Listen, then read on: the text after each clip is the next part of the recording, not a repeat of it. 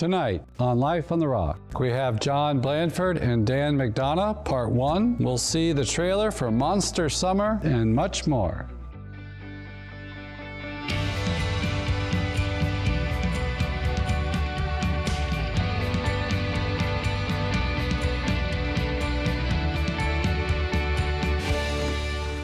Welcome to Life on the Rock. Tonight our guests are John Blanford and Dan Mcdonough from Pastime Pictures.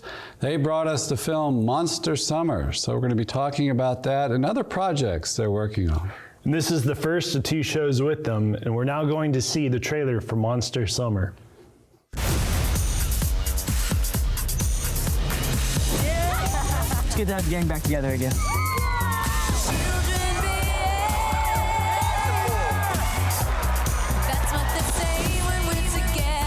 This old man Carruthers' property? I've heard stories about him. Some people think he was a spy, bank robber. I bet their bodies are buried somewhere on this property.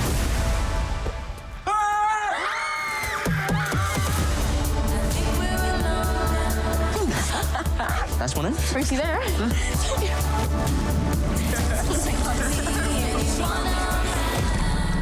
What is that?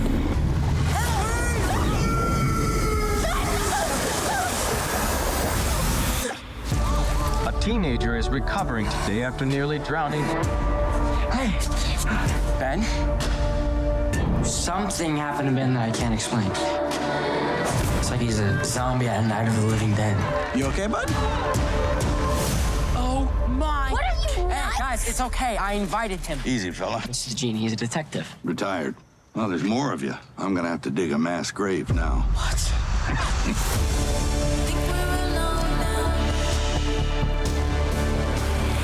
Something is out there. If we sit around and do nothing, kids are gonna get hurt, including us. It came after me, man! What came after you?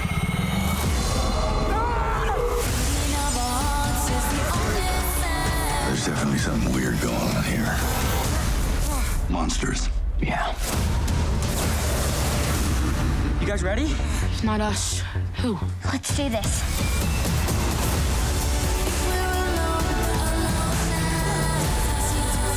The kids have this vacant look in their eyes.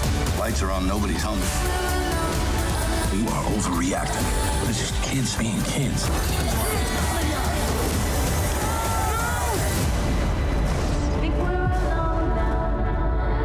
Gene. Hey, Gene. No, I thought I told you. Gene?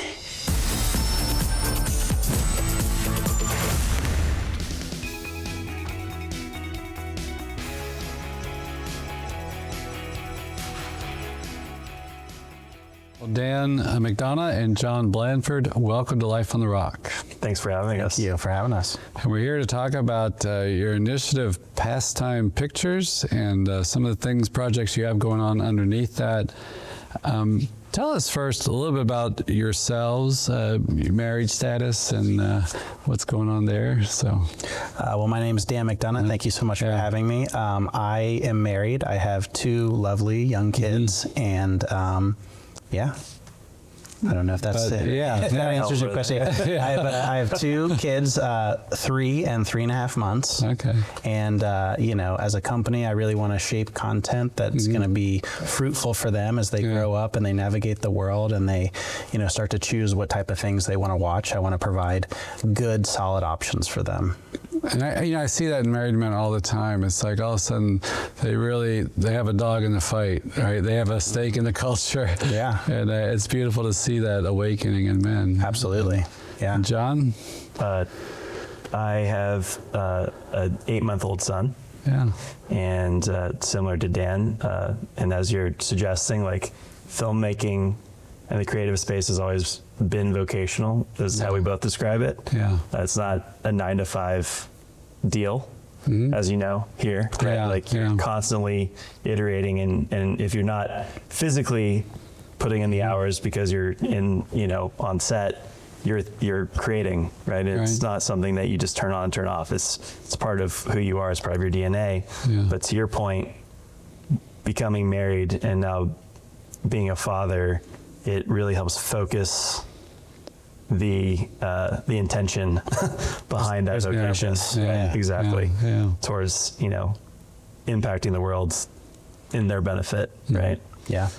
So under your company, Pastime Pictures, you all have created a movie. You were the producers of Monster Summer, and you had some big name actors in it, and you made a successful film. Kudos to you. Thank you. Thank you. We are a media-drenched culture, right? And Christianity's got to be in that, right? Absolutely. Well, let's talk about the movie first, Monster Summer. What really inspired you? Maybe what drives you fundamentally wanting to be there in the movie industry? Yeah, so Pastime Pictures, we're all about creating stories that can unite people, that can bring people together. And as both men of faith, we want to tell stories that have great Judeo-Christian values. And Monster Summer really had that. At the end of the day, Monster Summer is a story about good versus evil, pursuing truth even when nobody believes you. And it's about telling kids that evil exists in the world, and you don't need to be scared of it. You can, you have everything inside you right now to defeat it.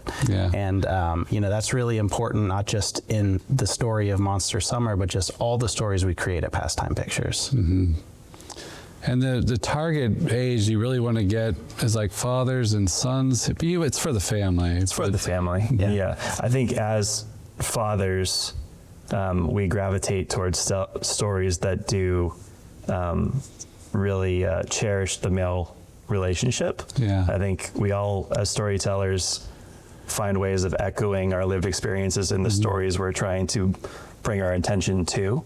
So I think that is a byproduct of who we are as young men and new husbands and fairly new fathers.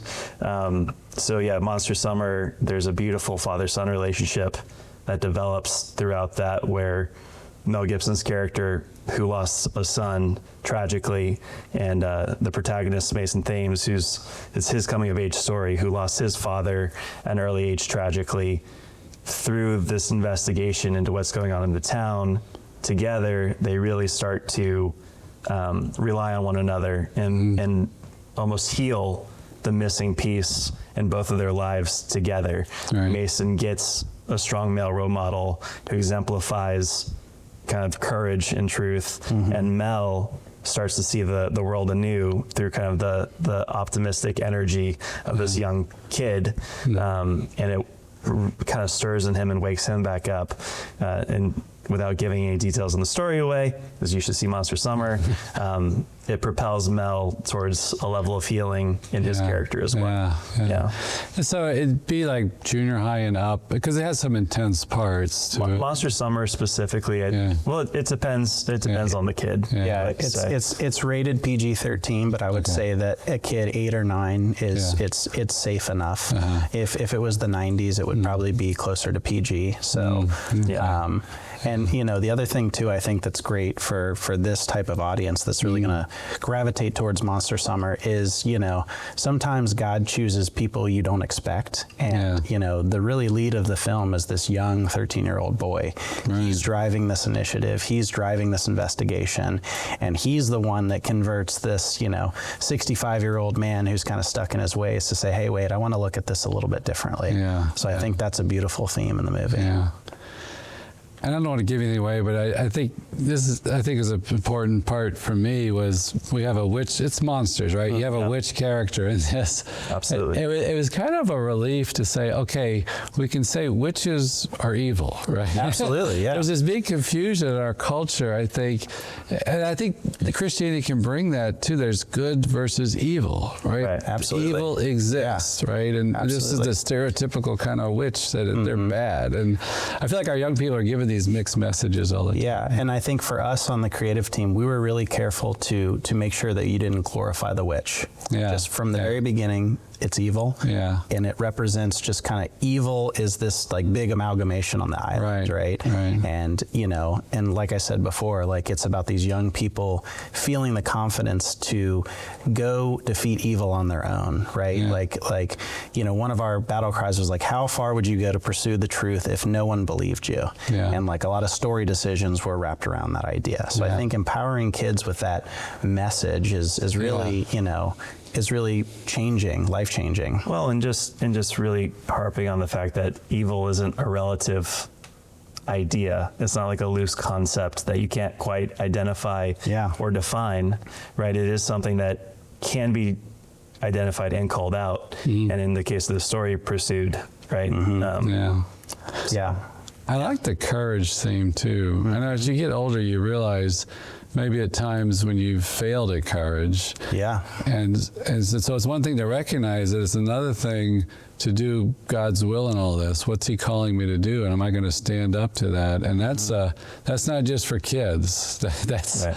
In fact, it gets more intense, I think, the older you get. Yeah. Well, I feel the stakes feel like they get higher as you become more of an adult, right? Like you feel like you have more to lose than maybe a kid who's, finding their way in the world and has that fire in their belly still. But it's important to tell kids, like, that should be encouraged. Yeah. Like, that is an example you're setting. And to Dan's point, that's what Mel Gibson's character identifies in Mason's performance, right? In his pursuit of evil, is like, I need to help this kid, right? He's not even fully bought in that the evil that this kid is identified is real. Yeah. But it's just the tenacity that attracts him, and like let me just go a little bit further to see if I can help this kid. Right. Oh wait, there's more to this. Oh, he might be onto something. Yeah. Right. Hold that thought, because we're going to take a quick break. We'll be back in just a moment.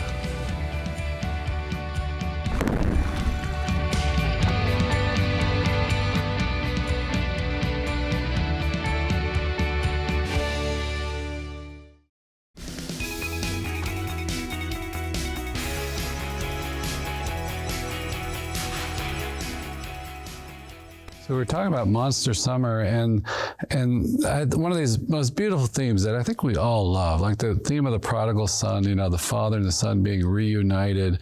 There is such an energy there, such a dynamic that I just feel like it moves things forward, right? When the hearts of fathers are turned to their sons and vice versa. And in our culture, with so many fathers out of the home and broken marriages and things like that, that's a big healing that needs to take place in our culture. And just to show like a fatherly figure guiding, giving advice, wisdom, direct, I find that so powerful. Yeah. I mean, well, what's interesting about the story is Mel has lost his son, and the young character has lost his dad. So they really kind of find each other at this vulnerable moment, and I think that's just really powerful. Like that God guides connections and relationships like that. That you can find somebody at a point where you weren't expecting it, maybe you weren't even looking for it, but you guys kind of through the process of getting to know each other, you heal each other. Well, and I think to your point, Father, like the culture needs men that understand this to step up. And there's a lot of kids out there beyond your own living room that need those kind of role models and those figures. So for me, I already feel inspired by, the presence of my 8-month-old son.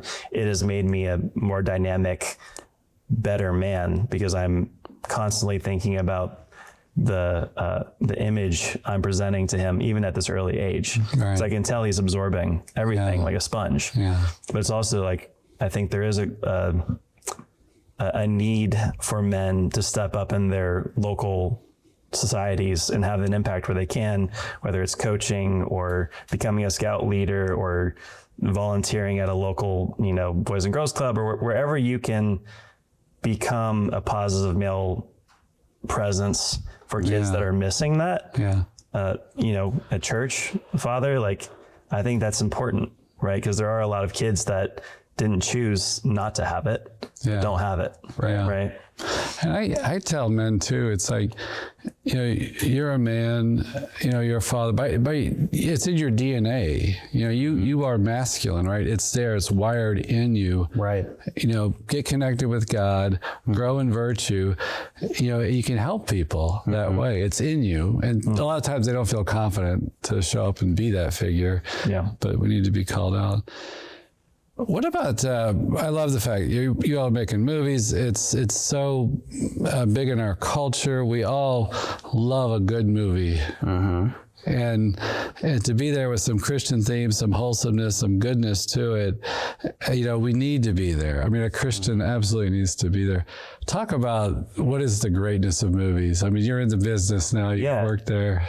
I think it's one of the main influences on culture, right? I think so much energy is expelled on policy and healthcare trying to fix what's wrong with culture, when you can go much further upstream and start to instill messages of goodness into people before those problems even develop, right? Before those negative thinking begin to even take hold, by like speaking to them when their defenses are down, by presenting, escape from the world, but in those moments when you have their full attention, if you're making a great film, you earn the opportunity to speak truth to them, right? And it has to be earned. It can't just be like shoved down people's throats. We all know that those movies just don't feel good. They don't taste good going down, those messaging. But if you do your good job, and Mel does a really good job of characterizing this with his 3 E's: entertain, elevate, evangelize. You got to do it in that order, not just hit all 3. You got to do it in that order. You got to pass the eye test. We all consume so much content, right away if something was made kind of on a shoestring or by people that don't know what they're doing. Right? So you got to entertain first. You got to elevate by bringing their conscious to a point of where they're ready to receive some message from you that you've earned through your storytelling, your character development. And then you have the opportunity to pass a message on to them that's going to work on them, that's going to work on their heart, stir their spirit. And that's exactly what we set out to do with Monster Summer. It presents as a coming of age, witch hunt, spooky family film, but there's all these themes that we've been talking about kind of layered throughout it. So that's the balance, right? And how do y'all see the audiences today? What is kind of does entertain them that we have to tap into? I would say for us as a company, we're really focused on finding the stories that we can all agree on. And what's really great about that is it's most of the time Judeo-Christian values, stories that are steeped in these values that are timeless. And I think what's beautiful about filmmaking in general is that you can bring a group of people that may not have grown up around each other. They may have a completely different belief system, but we can all come together and enjoy this story together and take something out of it together. And I think that is, to me, that's what drives me. That's the cultural impact that we're making. We can agree on, we might disagree on a lot of things, but we can agree right here. There's a Venn diagram that we can all agree on. And let's tell stories that are in that kind of bullseye. Right. I remember watching the Academy Awards one year, and it finally hit me. Some people get up there and they're humble about it. They'll thank people. Sure. And I kind of realized you have super talented people come together, but they don't hit a home run every time. It's like they come together, and every now and then it really clicks, right? I mean, it's a hard industry in that sense, isn't it? Yes. Well, it's the sum of many parts, right? Part of what we both love about the filmmaking process is, unlike a lot of different art forms, like if you're a painter, you can do that in your studio, completely shut out from any other influencers and really just put on the canvas what's in your vision, right? It doesn't work that way in film. You have literally an army of people, and on the professional scale, hundreds of people that are all really good at their specialty coming together to tell this story. And it takes the input and the expertise of all of those people firing on all cylinders to deliver that, exactly what you're saying, that magical moment of we did it. It all came together. We made a great film. Let's get it out to the world. They seem like they have a sense that this was bigger than the sum of the parts, that it came together. And Also, that's a big part of what you want to do too, is to make a humane environment on set, right? Because it can be ruthless, money oriented. Talk about that part of it. Yeah, so we've talked a lot about our company is all about uniting audiences, but that's not on the customer facing side only. That's internally too. We want people to work on our projects and at the end of it feel very fulfilled and rewarded, and that they're artistically satisfied with what happened. They were treated well, and I think at the end of the day, when you do that and you create that environment, the end product is much better too. Yeah. So that's something we're really passionate about, just leading as, Christian men and leading in that way that we're driving people towards good, virtuous work conditions and creating good, virtuous content because of that. Well, and I think it's something that seems so intangible, but I do think when you have people that are making something from a point of view of joy and love, just like a really good meal, right? Like you can go through the fast food lane, get your McWhatever Whopper burger, and it kills the cravings, but you don't feel any love in that exchange versus like going to a restaurant or someone's home where like they make everything from scratch and they pour love and affection into every bite that's going to go into your mouth. Yeah. It's the same thing with a good film, right? Like when the environment is right and everyone is working together and they're pouring love into it, that is perceivable from an audience on the screen. Yeah. I believe that. Right. Yeah. Right. And when it's not, it's also perceivable. And you all have paid your dues. You've worked in the industry. You've seen greatness and probably some difficulties. So I'm so excited for you to be out there and making movies. And we're going to do a second show with you to talk about some other projects you have coming out with YouTube. So thank you for joining us. Thank you for having us. Thanks, Father.